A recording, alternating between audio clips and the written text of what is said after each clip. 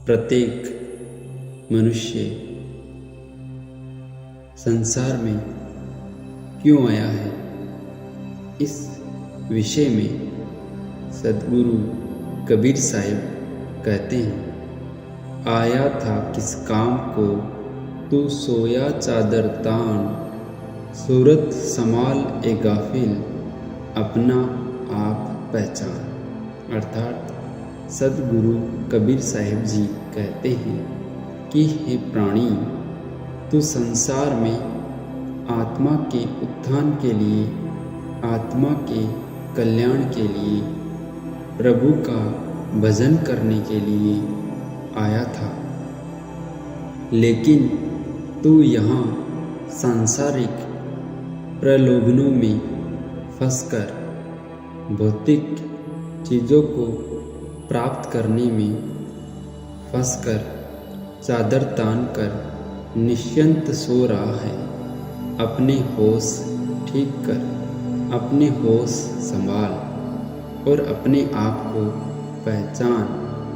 तू किस काम के लिए आया था और तू कौन है, स्वयं को पहचान और अच्छे कर्म करते हुए अपने उद्देश्य, अपने परम उद्देश्य, अपने लक्ष्य को पहचान कर सत्य कर्म का मार्ग अपना ले।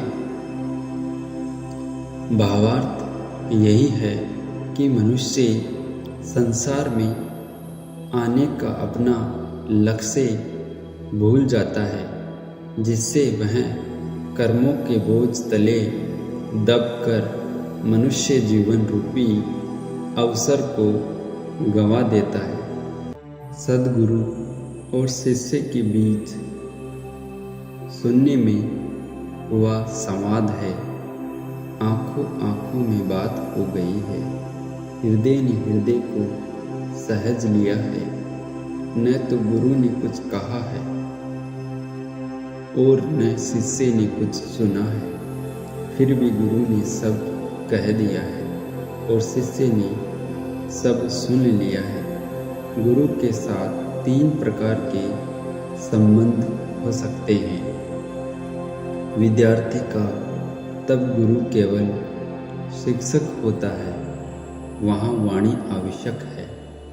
संवाद जरूरी है, क्योंकि बात बुद्धि से बुद्धि तक होगी, वह सबसे ऊपरी नाता है। विद्यार्थी जिज्ञासु है, मुमुक्षु नहीं, जानना चाहता है, पर शिष्य होना नहीं, होने के बीच में तो न होने की तैयारी चाहिए। जानने में कुछ कीमत चुकानी नहीं पड़ती, जानकारी इकट्ठी करके और भी अहंकार को रस आता है। जैसे जैसे जानकारी बढ़ती है, वैसे वैसे अहंकार और परिपुष्ट होता है। इसलिए तो संत गुरु महात्मा कहते हैं कि अज्ञान तो थोड़ा ही भटकाता है, ज्ञान बहुत भटका देता है। अज्ञान ले जाता है अंधकार में और ज्ञान ले जाता है महा अंधकार में।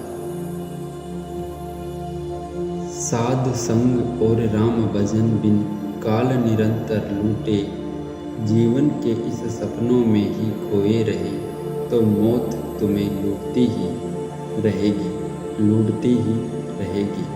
तुम इकट्ठा करोगे और मौत लूटेगी। कितनी बार तो इकट्ठा किया और कितनी बार मौत ने लूटा। कब चेतोगे, कब हम सजग होंगे, कब हम जागृत होंगे। साध संग और राम भजन बिन। साध संग का अर्थ है जहाँ राज को याद करने वाले लोग इकट्ठे हुए हो, जहाँ उसकी याद चल रही हो, जहाँ आदर्श को छूने का अभियान चल रहा हो।